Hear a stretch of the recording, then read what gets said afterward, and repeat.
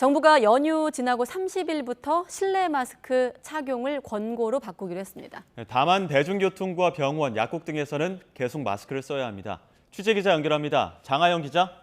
네, 사회 2부입니다. 네, 정부가 오늘 발표한 내용 전해주시죠. 네, 정부는 오는 30일에 실내 마스크 착용 의무를 권고로 완화한다고 밝혔습니다. 먼저 지영미 질병관리청장의 브리핑 내용 들어보겠습니다.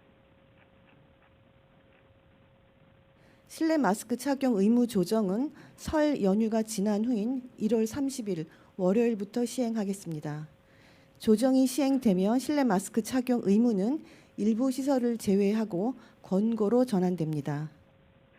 방역당국은 실내 마스크 완화를 위해 확진자와 위중증자 감소, 의료 대응 역량, 또 고위험군 면역 획득 등 4가지 기준을 두고 있었는데요.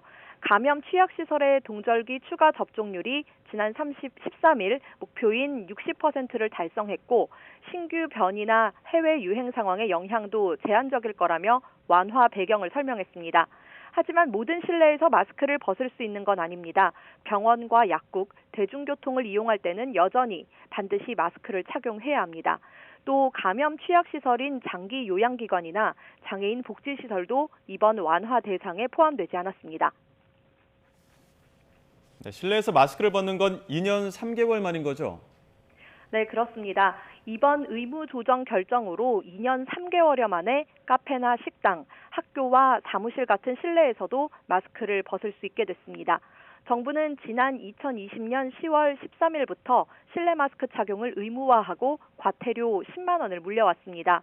2021년 봄 실내뿐 아니라 실외에서도 마스크를 의무적으로 착용하도록 했고 지난해 봄에 실외 마스크 의무는 완화했는데요. 이번에 실내 마스크가 권고로 전환된 겁니다. 방역당국은 지금까지 마스크 미착용으로 30만 건이 단속됐는데 이 가운데 대부분은 계도 대상이었고 2,500여 건에 대해 과태료를 부과했다고 밝혔습니다.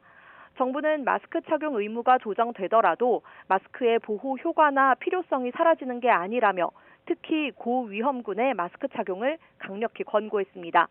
또 마스크를 벗으면서 백신 접종의 중요성이 더 커졌다며 개량 백신 접종을 독려했습니다.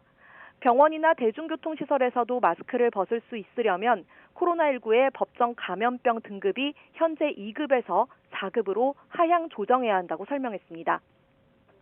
오늘 발생 현황 살피면 안정적인 감소세입니다. 오늘 0시 기준 코로나19 신규 환자는 27,408명으로 집계됐는데 금요일 발표 기준으로 13주 만에 최소 수치입니다. 일주일 전보다 12,000여 명, 2주 전보다 29,000여 명씩 줄었습니다. 위중증 환자는 453명으로 사흘 연속 400명대를 나타냈고 사망자는 30명입니다. 지금까지 사회 2부에서 YTN 장하영입니다.